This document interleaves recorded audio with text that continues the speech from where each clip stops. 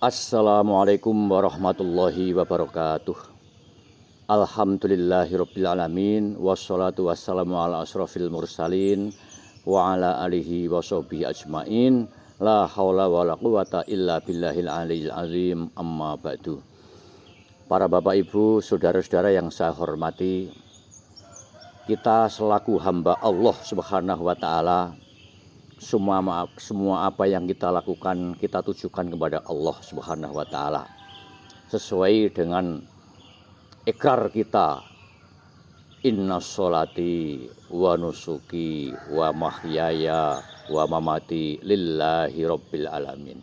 Inna sholati, sesungguhnya sholatku, wa nusuki, ibadahku, wa mahyaya, hidupku, wa mamati lillahi rabbil alamin.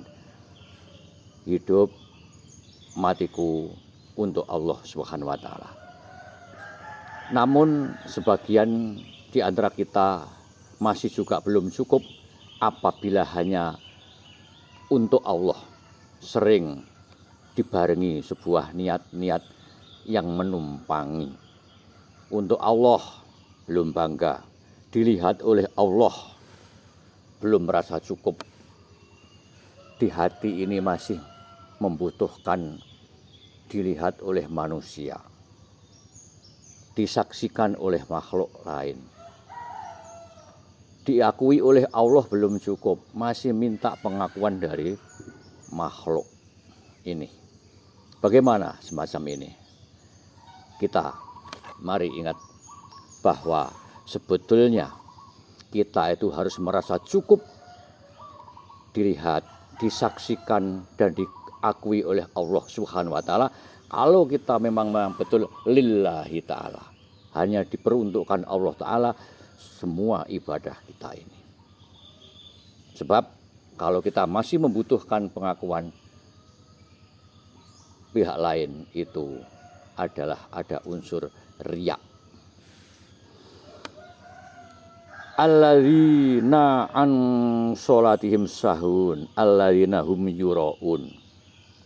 Kita semoga saja tidak tergolong alladzina hum yuraun, orang-orang yang berbuat riya di hadapan manusia. Bapak Ibu, saudara yang saya hormati,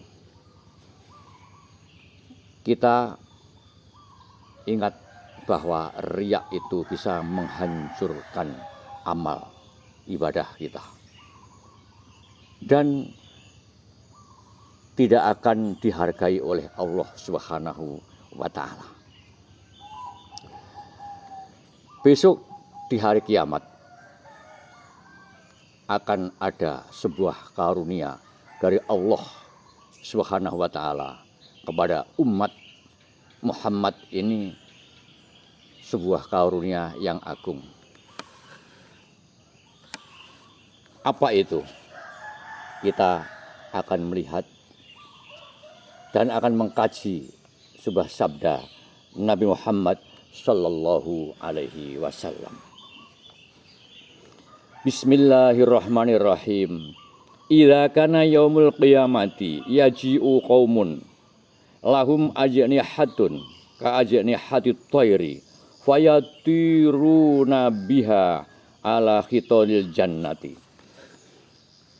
Nabi Muhammad sallallahu alaihi wasallam bersabda, besok di saat hari kiamat tiba, datanglah kaum-kaum yang mereka adalah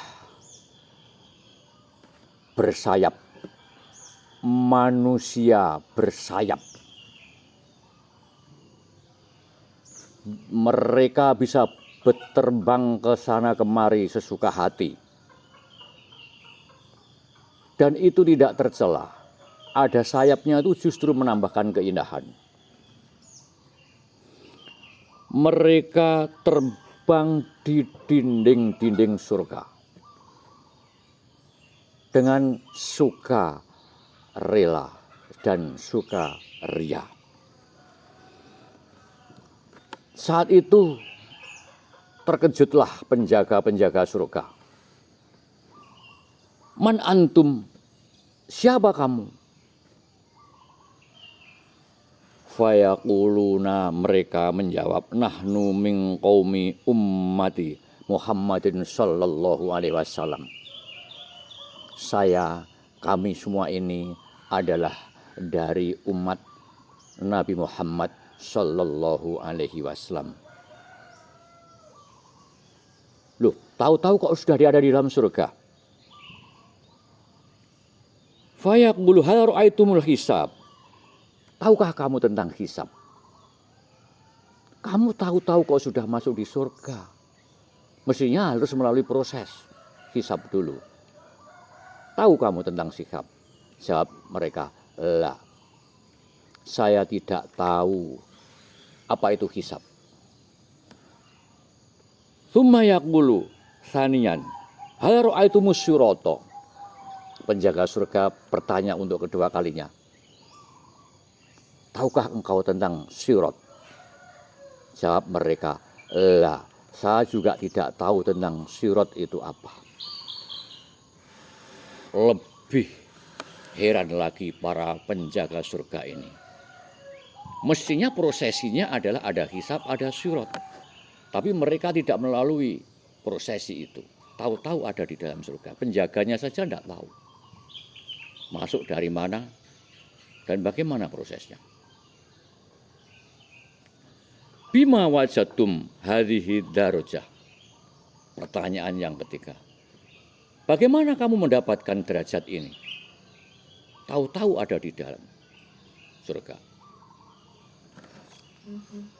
Fayaquluna, mereka menjawab, abadna Allah ta'ala sirron fi darid dunya.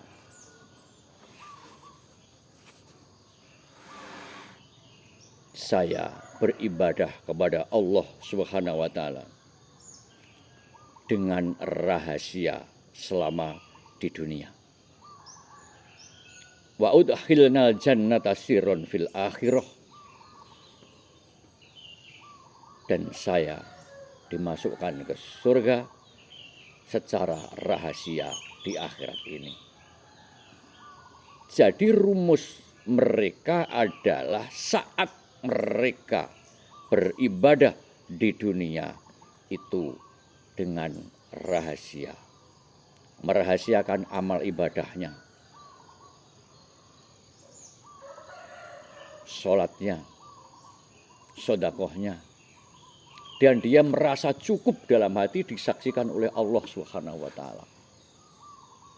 Diakui manusia, tidak diakui terserah, dilihat manusia, tidak dilihat terserah. Yang penting Allah Subhanahu wa taala Maha mengetahui, Maha melihat dan Maha mengakui. Memang amal ibadahku ku peruntukkan Allah Subhanahu wa taala sesuai dengan saya sebagai hamba Allah. Hanya mengabdi kepada Allah Subhanahu wa taala di sini.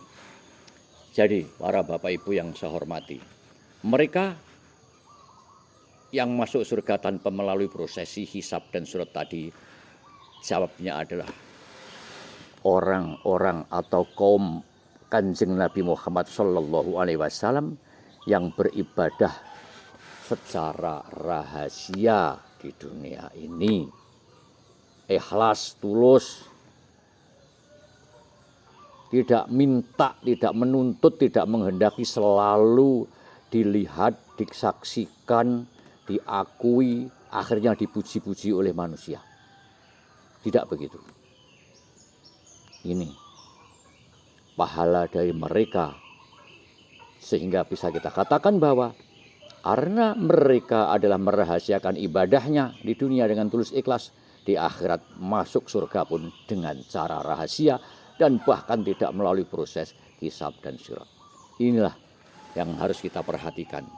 Semoga hadis ini, sabda Nabi Muhammad SAW ini bisa bermanfaat untuk kita sekalian, menambahkan keikhlasan kita semua ibadah, dan kita hanya berhadapan dengan Allah Subhanahu wa taala setiap saat kita beribadah Inni wajjahtu wajhiya lilladzi fataras samawati wal ardi.